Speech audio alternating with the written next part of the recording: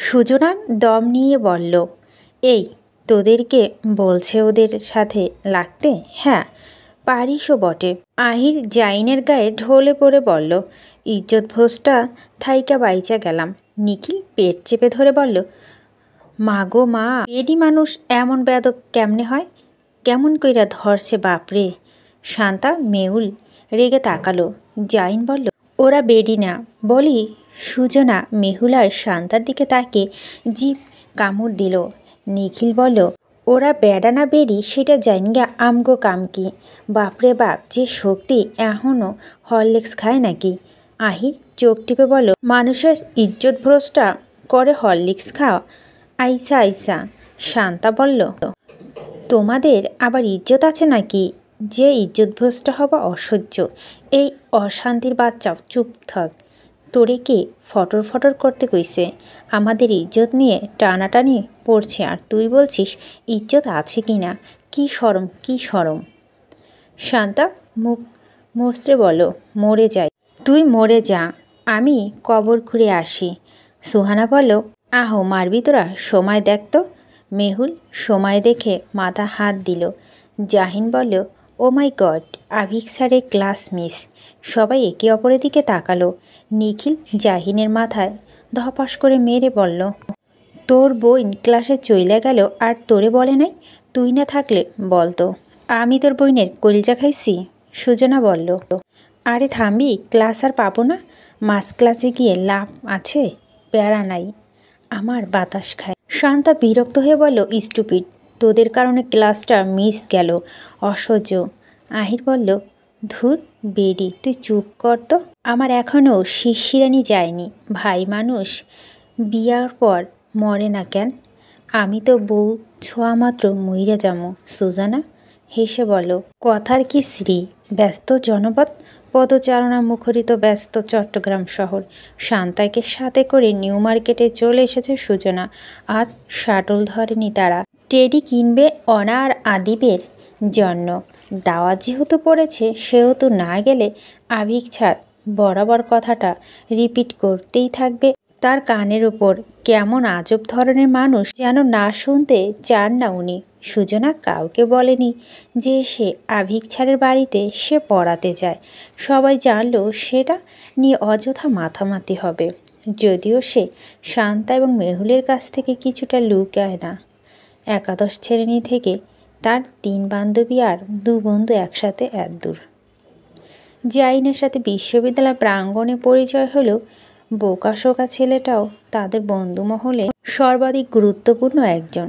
শান্তা পছন্দ করে 2টো teddy bear choose করে দিল। প্রায় 1000-এর কাছাকাছি এলো দুটোর দাম। অন্যগুলো খানিকটা সস্তা হলেও সুজনার পছন্দ হচ্ছে না। ওনারা বড় মাপের মানুষ। নিজেকে অন্যের কাছে সস্তা উপস্থাপনা করা নিয়ে সুজনার নিজের সাথে বহু দ্বন্দ্ব চলছে। সে নিজের অভাব অনটন ব্যাপারগুলো সহজে কাউকে দেখাতে চায় না। কম বেশি সবাই এসব থাকে। অভাব অনটন না থাকলে অনেক কিছু শেখা থেকে বঞ্চিত হয় মানুষ। শান্তা টেডি দুটোকে দেখিয়ে বলল, এগুলো তোর স্টুডেন্টের হ্যাপি পছন্দ হবে। দেখিস, একটু ছোট হয়ে গেল মনে হচ্ছে। মাঝারি সাইজের টাকা বের কর, বড় পেয়ে যাবি। আচ্ছা থাক গে, আর কিছু কিনবি? প্রসাধনী। বড় দোকানটাতে ঢুকে একজোড়া চুড়ি দেখল সুজনা। শান্তা বলল, সুন্দর, আমিও কিনবো। সুজনা তার দিকে ফিরে অবাক গলায় বলল, তুই কার জন্য কিনবি? দাদুর জন্য। কখনো খেয়ালই হয়নি, আজ কিনবো। খুশি হবে ভীষণ। মা থাকলে মায়ের জন্য কিনে নিয়ে যেতাম। না, সুজনা হাসলো, বলল, উনি তো তোর মা। শান্ত মৃদু হাসলো, yes, my grandma is my everything. জন্মদিন উপলক্ষে আজ অনাদিদের ছুটি। তাদের টিচার আসবে মাগরিবের পরে, কেক কাটার আগে ছোটোখাটো করে কেক কাটার আয়োজন হবে মনে করে এসেছিল সুজনা।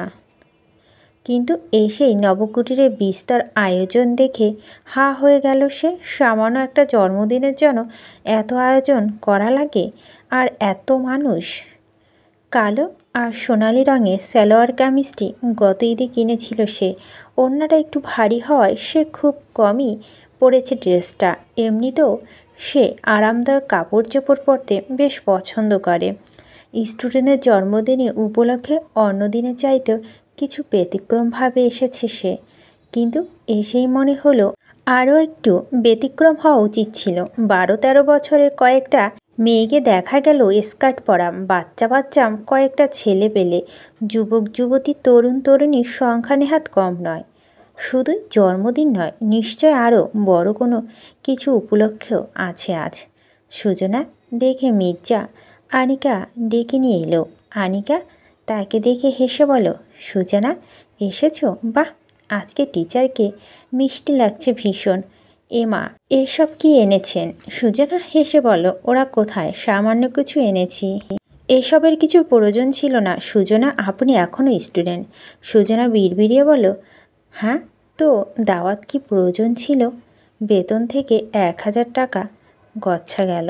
সুজনা খেয়াল করলেও গায়ে পরনে খয়েরি রঙা জামদানিটা আনিকার গায়ে বেশ ভালোই মানিয়েছে। যেমন মায়াবী চেহারা তেমন ব্যবহারও সুন্দর। অনা বড় হলে একদম মায়ের মতো হবে। সুজনা আনিকার পিছনে যেতে যেতে বলল, ম্যাডাম একটা কথা জানতে চাইব। হ্যাঁ বলুন, আজকে কি জাস্ট বার্থডে নাকি অন্য কিছু আছে? আনিকা হাসলো, বলল, কিভাবে বুঝলেন?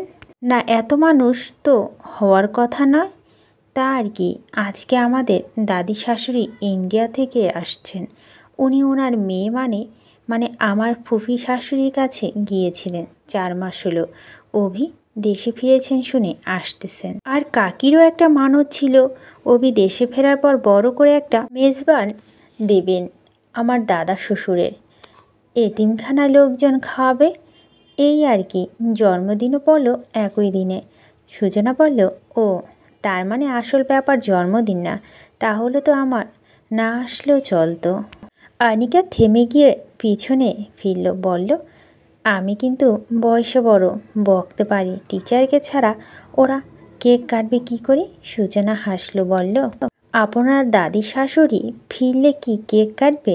মানে অনেক রাত হবে। আমাকে সাইব ভাই নামিয়ে দিল, আমি 9টার দিকে আসতে বললাম তো। সাইব? হ্যাঁ, আমার বড় ভাইয়ের মতো। আমার টিচারও বলতে পারেন, আমি ওনার কাছে পড়তাম, এখনও পড়ি। ও আচ্ছা, যাওয়া নিয়ে ভাবনা নেই, বেশি রাত হবে না। সবাই মাঝপথে গাড়িতে আছে। অভি আর আবিদের বাবাও গিয়েছে, এখনই ফিরবে, তখন কেক কাটবে। আবিদ আর অনা ততক্ষণে আরও কয়েকটা বাচ্চা কাচ্চাকে সাথে হাজির। আবিদ কালো চশমা খুলে সুজনাকে চাইল। অনা সাদা ফ্রক মেলে ধরে বলল, সুজান বিউটিফুল। অনা বিউটিফুল। সুজান হাসল। দুজনে টেডি বিয়ারের প্যাকেটটা নিয়ে তন্নর মধ্যে ঢুকে ফেলল। টেডি বিয়ার পেয়ে ভীষণ খুশি হয়ে বলল, I love you Suzanne. Suzanna হেসে দুজনের গালে আদর করে বলল, আই লাভ ইউ টু। আপনাদের তো আজকে ভারী সুন্দর লাগছে। আবিদ মাথা তুলে বলল, সুজনাকে সুন্দর লাগছে। সুজনা আবারও হাসলো। দুজনে বাকিদের সাথে খেলতে খেলতে চলে গেল। চাপা স্বভাবের হয় সুজনা কারোর সাথে কথা বলতে পারল না নিজ থেকে। তবে আনিকার মা আনোয়ারা বেগমকে ওনার সাথে খোশ গল্পে খানিকক্ষণ জমেছিল সে আনিকার ঘরে। খাওয়া দাওয়া বেশ হলো। অনা আদিপ এখনও ধরাছোঁয়ার বাইরে। সুজনা দোতলায় ঘুরঘুর করলো অনেকক্ষণ। কয়েকটা তরুণী সাথে টুকটাক পরিচয় হলো বই কি। বেশ ভালোই লাগলো। কত বড় পরিবার আর কত আত্মীয় স্বজন ওদের। মেহুলের এখানে বিয়ে হলে সে খুব সুন্দর একটা পরিবার পেত। পাগলটা তো সাইব ওয়াহিদ ছাড়া কিছুই বোঝে না। আজব ভালোবাসা তাদের। পায়চারি করতে করতে আবারও আনিকা ঘরে গিয়ে পা বাড়াতে নিচে হইচই শোনা গেল। তার মানে বাড়ির বড় গিন্নি এসে গেছেন। সুজনা যাবে যাবে করেও ওদিকে গেল না। কোনো মতে কেকটা কাটার পর চলে যেতে পারলেই হলো। সে যখন আনিকার ঘরে বসেছিল তখনই 17-18 বছর বয়সী একটা মেয়ে এসে বলল, আপু তোমাকে আনিকা ভাবি ডাকছে। কোথায়? নিচে। আচ্ছা। সুজনা মাথা দুলিয়ে চুপচাপ বসে রইল। যাবে কি যাবে না করতে করতে ঘর থেকে বের হলো। পথমধ্যে আবিকে আসতে দেখে দুপা থেমে গেল তার। আবিকের সাথে আরও কয়েকজন আসে, নিশ্চয় বন্ধু ঠন্ধু হবে। সুজনা পালিয়ে গেল। আনিকার ঘরের ভিতর ঢুকে আনোয়ারা বেগমের পাশে গিয়ে পালঙ্কে গুটিসুটি মেরে বসতেই খেয়াল হলো পুরুষালিত গলার আওয়াজ এই ঘরের ভিতরে প্রবেশ করছে। এরা এখানে কেন এসেছে বাবা? সুজনা পিছু করে বসে মাথায় দেওয়া কাপড়টা আরও টেনে হাত দিয়ে হাঁটু আলগে থাকে। কোনো ঠেকিয়ে বলে, কয়জন এলো তার হিসেব নেই সুজনার কাছে। আনোয়ারা বেগম আর পুরো ঘরে সব মুরব্বী মহিলাদের সাথে কথা বলা, হাসাহাসি তামাশা শেষ হওয়ার হঠাৎ একজন বলে উঠল, উনি কে? কালো ড্রেস। সুজনার বুকের ভিতর কেমন একটা করে উঠল। সে মাথা আরও নামিয়ে নিল। পাশ থেকে একজন মহিলা বলে উঠল, মেহমান আর কি? আচ্ছা, তোদের টায়ার্ড দেখাচ্ছে, আগে খাওয়া দাওয়া কর, আবি ওদের নিয়ে যাও। আবিক মাথা দুলালো। পশ্চিম মুখে হয়ে নত মাথা বসে থাকা মেয়েটার দিকে ভুরু কুচকে চেয়ে রইল কিছুক্ষণ, তারপর বেরিয়ে গেল বন্ধুদের সাথে। সুজনা হাঁপ ছাড়ল। আনিকা ডেকেছে তাই যুবকগুলো কোন দিকে গিয়েছে তা দেখার জন্য রুমের বাইরে উকি দিতেই চমকে উঠল। লজ্জা পেয়ে রক্তিম হয়ে উঠল মুখ। দেখল কালো পাঞ্জাবি পরিহিত একজন সৌম্য দর্শনের মানব তার সামনে দাঁড়িয়ে। পাঞ্জাবি কালারে সোনালি রঙের কাজ। সুজনাকে অমন করে চমকাতে দেখে মানবের সরল চোখ দুটোতে ধীরে ধীরে ফুটে উঠল ক্রুদ্ধ হাসির ছাপ। সুজনা মাথা নামিয়ে ওড়না মুচলেকা করতেই অভিক হাসল, বলল, আপনি ম্যারিড? না, তাহলে তখন ওভাবে ঘোমটা টেনে বসেছিলেন কেন? এমনি, আমার অচেনা কাউকে ফেস করতে অসুবিধা হয় প্রথম প্রথম। গুড, কিন্তু একটা সমস্যা। কি? আমার বন্ধুবান্ধব সকলকে বলে দিয়েছি ঘোমটা দিয়ে রাখা মহিলাটি ম্যারিড, তাই সে কারোর সাথে কথা বলে না। সো এখন বুঝতে পেরেছেন? সুজনা চোখ তুলে তাকিয়ে বলল, কি? জাস্ট কারোর সাথে কথা বলতে যাবে না এটা। আচ্ছা। তন্মধ্যে আনিকা এসে বলল, এ মা, অভি, তুই বললি না চেঞ্জ করবি? এখানে গল্প শুরু করে দিয়েছি সুজনার সাথে। আবির সুজনার দিকে এক পলক তাকিয়ে চোখ ঘুরিয়ে নিল। যেতে যেতে বলল, চেঞ্জ করব না আমি। আনিকা বিড়বিড় বলল, হঠাৎ মুড চেঞ্জ তার? আভিক যেতে না যেতেই আনিকা বলল, আপনাকে আমি ডেকে পাঠিয়েছিলাম সুজনা। সুজনা মিনমিন করে বলল, ও আসলে স্যারের সাথে অনেক মানুষ দেখলাম তো। আনিকা কাষ্ঠ হাসল। এমা, এত লজ্জা পেলে চলবে? আমি আপনার বয়সে থাকতে এত উড়া উড়ছি, মা বাবাকে জ্বালিয়ে মারতাম। এখন বাচ্চা কাচ্চা মা হয়েছি, তাও একটু শান্ত হয়েছি, তারপরও আহনা ফারদিনকে প্রচুর জ্বালাই। আপনি খুব লাজুক, তবে লাজুক মানুষ আমার ভীষণ ভালো লাগে। আনিকা পিছু যেতে যেতে হাসলো সুজনা। না, ওরা তাহলে আপনার মতো দুষ্ট হয়েছে? আনিকা একটু আওয়াজ করে হাসলো এবার। আপনি বলছেন এক কথা, ওদের আব্বু সারাক্ষণ আমাকে এ কথা বলে পচায়। সুজনা তাল মিলিয়ে আর একটু হাসলো। প্রতিমধ্যে সালমা বেগমের সাথে দেখা হয়ে গেল। কফি মগ হাতে নিয়ে কোথাও যাচ্ছিলেন তিনি। সুজনাকে আগাগোড়া এক পলক দেখে নিলেন তিনি। সুজনা সালাম দিলে ছোট্ট করে সালামের জবাব দিয়ে বলল, কি ব্যাপার মেয়ে, তুমি এসেছো কিন্তু সোজা উপরে গিয়ে বসে আছো? মুরব্বীদের সাথে দেখা করতে হয় সেটা জানো না? এইসব আদব কায়দা বুঝেছ? আজকে বলছি মাথায় রেখো। শ্বশুরবাড়িতে গেলে তখন শাশুড়ি তোমাকে মা কিছু শেখায়নি বলে কথা শোনাবে। এরকম ভুল আর করো না জানো। আজকালকার মেয়ে ছেলেদের তো আবার কোনো কিছু শেখাতে হয় না, তাদের দাঁতে লাগে। সুজনা মাথা নত করে মাথা নাড়ালো হালকা। আনিকা ঠোঁট টিপে হাসলো, হেসে সুজনার দিকে তাকালো। তুমি হাসছো কেন বউ? আনিকা জিভে কামড় দিল। না ছোটো মা, আমি ওকে এমনিতে রান্নাঘরে তোমাদের সাথে দেখা করাতে নিয়ে যাচ্ছিলাম। সালমা বেগম এবার সুজনার দিকে তাকালো। দেখেছ, ওকে শিখিয়েছি তাই মনে রেখেছে। তোমাকে যেন দ্বিতীয়বার আর বলতে না হয়। কাট কাট গলায় কথা বলে উনি চলে গেলেন। উনি যেতেই আনিকা বলল, কিছু মনে করবেন না সুজনা, ছোটো মা এমন কিন্তু খুব ভালো মনের মানুষ। না, আমি কিছু মনে করিনি। স্পষ্টবাদী মানুষ আমার ভালো লাগে। আনিকা মৃদু হাসলো, বলল, আমার দাদি শাশুড়ির সাথে আপনাকে পরিচয় করিয়ে দেওয়ার জন্য ডেকেছি। আচ্ছা, অনা আর আবিদ কোথায়? ওদেরকে অভিক নিয়ে গেছে সাজিয়ে পরিয়ে দেওয়ার জন্য। ও আচ্ছা। দুজনেই কথা বলতে বলতে ড্রয়িং রুমে চলে এলো। বাড়ির বয়োজ্যেষ্ঠের পাশে অনেকে বসে আছেন। ওনার গায়ে সাদা আর হালকা আকাশি রঙা শাড়ি, গায়ের রং হলুদা, ভাঁজ পড়া চামড়া, কেমন লাবণ্যতা। চোখে পাওয়ারি চশমা, মাথার চুল লাল, ডান পাশের ভুরু শুরুতেই কালো বড় তিল বিদ্যা হয়ে কেমন দীপ্ত ওনার চেহারায়। সুজনা দেখতে দেখতে অবাক হলো, এত সুন্দর! নিশ্চয় যুবতী থাকতে আরও বেশি সুন্দর ছিল। বিদ্যা সবার সাথে টুকটাক খোশ গল্পে মত্ত। আনিকা সুজনাকে নিয়ে গেল, বলল, দাদু, সুজনাকে এনেছি। উনি সুজনা, ওদের টিচার। বিদ্যা চাইলেন সুজনার দিকে। সুজনা সালাম দিতেই সালামের উত্তর দিলেন, বললেন, বসো। আনিকা বলল, দাদু, আমাদের অন্য কাজ আছে, উনি পরে বসবেন। আচ্ছা। বিদ্যা আবারও খোশ গল্প মজে গেলেন। সুজনা বলল, উনি অনেক সুন্দর, মাশাল্লাহ। আনিকা তার কথায় হাসলো, বলল, উনি এই বয়সেও কত আধুনিকতা জানে, বুঝতে পারছি খানিকটা হলেও। দুজনই হাসলো। সুজনাকে নিয়ে আনিকা আবার চলে গেল উপরে। সুজনার মনে মনে পণ করল, সে আনিকার ঘর থেকে বেরোবে না একদম। ড্রয়িং রুমে মাঝারি সাইজের টেবিলটা সাজানো হয়েছে ফুল দিয়ে। তার মাঝ বরাবর দুটো কেক আর জেলি মোমবাতি। দুটো কেকে লেখা আছে আদিব ফারদিন আর অনামিকা ফারদিন। কেক কাটার সময় হয়ে আসায় সবাই প্রকাণ্ড ড্রয়িং রুমে এসে ভিড় জমালো। ওনাদের আত্মীয় স্বজন বেড়াতে আসায় অল্প বয়সী ছেলেপেলেগুলো গান টান ছেড়ে হুরুস্থিল অবস্থা।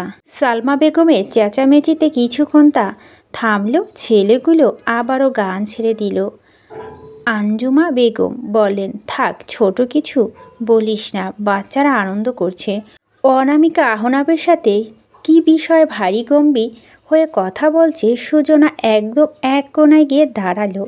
তার কম বয়সী কয়েকটা মেয়ের সাথে ভালোই আলাপ জমেছে। এখন ঠিকঠাক লাগছে, কারণ অনেক মানুষের ভিড় হয়েছে। তাকে আপাতত দেখা যাবে না, কেউ জানতে চাইবে না মেয়েটা কে। মেয়েটা কে? এ পর্যন্ত অনেকের মুখে এই প্রশ্নটা শুনতে বিরক্ত ধরে গেছে সুজনাকে। অনামিকা উত্তর দিতে দিতে বেহাল। অনা আর আদিবকে আর একবার দেখতে পায়নি সুজনা। ওদের যেখানে সাজগোজ চলছে ওখানে এক ঝাঁক তরুণ আর যুবকের হাসি আওয়াজ ভেসে আসছে বিধায় ওদিকে পাও বাড়ায়নি সুজনা। কেকটা কাটা হয়ে গেলে আর এক মুহূর্ত থাকবে না সে এখানে। হৈ হৈ রব উঠল চারদিকে। তরুণ আর যুবকের দল নেমে এলো অনা আর আদিকে সাথে করে। আবিদ আগেই নাচানাচি শুরু করে দিয়েছে। নাচে তালে তালে কেক ছুঁতে যেতে অনামিকা তার হাত ধরে ফেলল। পুরোটা আপনার? কিন্তু এখন ধরা যাবে না, আম্মুনি ভালো না। অনামিকা তাকে কোলে তুলে নিয়ে গালে গাঢ় চুম্বন করে আহনাবকে উদ্দেশ্য করে ভুরু উঁচিয়ে বলল, মিস্টার, আমার বাচ্চাদের গিফট কোথায়? আবিদ মায়ের সাথে সাথে জানতে চাইল, কোথায় কোথায় গিফট কোথায়? আহনাব হেসে ঝুঁকে তার কপালে চুমু দিল, বলল, অনেক বড় গিফট আছে মশাই, কিন্তু মাদারের গিফট কোথায়? আনিকা হেসে আবিদকে জড়িয়ে ধরে মাথা দুটো চুমু দিয়ে বলল, এগুলোর চাইতে বড় গিফট আর কি আছে? আহনাব হাসল, বলল, এসব বলে লাভ নেই ম্যাডাম। আনিকা আবিদকে বুকে জড়িয়ে ধরা অবস্থায় দুলতে দুলতে বলল, আছে আছে, অনেক বড় গিফট আছে। আবিকের কোল থেকে অনা ডাক দিল। সবাই তাকালো তার দিকে। গায়ের লাল রঙের শাড়ি, মাথায় লম্বা চুল লাগিয়েছে। সুজনা দূর থেকে ওকে দেখে একগাল হাসল। পাকা বুড়িটাকে কত কিউট লাগছে। আহনা তাকে হাত বাড়িয়ে কোলে নিয়ে বলল, এত লম্বা চুল লাগিয়েছ, এসব কে করেছে? অভি। অভি ঘাড়ে হাত মালিশ করে বলল, বউ সাজিয়েছি। আহনাব চুমু খেয়ে মেয়ের গালে বলল, কার মতো লাগছে? কার মতো? অনা চুল সুজনারের মতো এত বড়। আহনা ফোকলা হাসলো, বলল ঠিক, কিন্তু কোথায় আপনার টিচার? আনু, সুজনা কোথায়? আনিকা বলল, এমা কোথায় গেল মেয়েটা?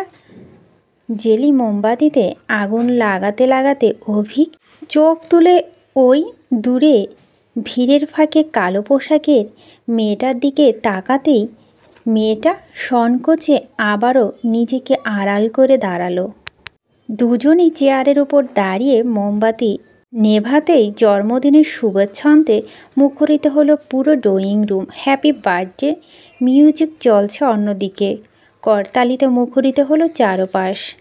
আদি মোমবাতি নিভিয়ে একটা আঙুল কেকের এক পাশে চট করে ঢুকিয়ে তারপর আঙুলটা গালে পুড়ল। হায় হায় করে উঠল আনিকা। আর তরুণীগুলো আবিক হেসে বলল, জুনিয়রের আর তর সইছে না। আবিক বলল, আবিকে কেক একটু বড় দাও। অনা বলল, আবি পচা পচা ছিলে তুমি। আবিদ ধমক দিল, চোখ, তোমার কেক ফেলে দিব। অনা চোখ রাঙিয়ে চাইল। সুজনা ওদের ঝগড়া দেখে হাসলো। কেক কাটার পর্ব শুরু হলো। আগে ওদের খাইয়ে ওদের হাতে সবাই কেক খেলো। সালমা বেগম আর আঞ্জুমানা বেগমকে টেনে নিয়ে এলো আভি। কেক খাইয়েছিল জোর করে। সালমা বেগম একটু করে খেয়ে বাকিটুকু ছেলেকে খাইয়ে দিয়ে বলল, আমি তোর বাচ্চা কাচ্চা কবে কোলে নেব অভি? আমার কি ছেলের ভবিষ্যৎ দেখে মরতে ইচ্ছে হয় না? কী সব বাজে কথা মা, দাদুকে দেখে কিছু তো শেখো। বলি চলে গেল সে। সালমা বেগম মৃদু হাসলেন। অনা আর আদিব তখনও সবাইকে একে একে কেক খাওয়াচ্ছে। এ সময় দুজনের কানে ফিসফিস করল। অভিক তার বন্ধুবান্ধব আত্মীয় স্বজনের সাথে মজা মস্তিতে ব্যস্ত। ওদের দিকে চোখ পড়তেই সে এগিয়ে এলো। বলো, দুজনে কি ফিসফিস করছেন? অনা হাত বাড়িয়ে ডাকলো, অভি শোনো। অভি এসে মাথা নামালো তাদের মুখের কাছে। সুজনাকে আনিয়ে দাও। সুজনা কই? আবি সুজনা যেখানে দাঁড়িয়েছিল সেদিকে তাকালো। সুজনা সেখানে নেই। গেল কোথায়? আবি ততক্ষণে সুজনার আঙ্গুল ধরে টেনে নিয়ে এসেছে। সবার নজর এবার তার উপর পড়ল। যারা চেনে না তারাও জানতে পারল যে মেয়েটা ওদের টিচার। আবি চেয়ারের ওপর দাঁড়িয়ে কেক নিয়ে বলল, সুজান হ্যাপি বার্থডে বলো। সুজনা মিষ্টি করে হেসে বার্থডে উইশ করে আদর করলো দুজনকে। ছোট ছোট হাতে দুজনে কেক বাড়িয়ে দিল। সুজনা একটু একটু করে খেয়ে তাদেরও খাইয়ে দিল। আবিদ বাকিটুকু নিজের গালে পুরে দিল। অনা সুজনার হাতে থেকে কেক খেতে খেতে বলল, অভি সুজনাকে কেক খাইয়ে দাও। সুজনা কেক খেতে খেতে কেসে উঠলেন। দেখল আভিক ঠিকই ওদের কথা মতো কেক বাড়িয়ে দিয়েছে। ভুরু উঁচিয়ে খেয়ে ইশারা করলো। সুজনা খাবে না বলে কিছুক্ষণ চুপ হয়ে দাঁড়িয়ে রইল, কিন্তু কেকটা একদম মুখের সামনে নিয়ে আসতে একটুখানি খেলো সে। লজ্জায় তার কেমন কেমন লাগছে। আভিক বাকি কেকটা নিয়ে যেতে মুখে পুরল, একদম পানসা।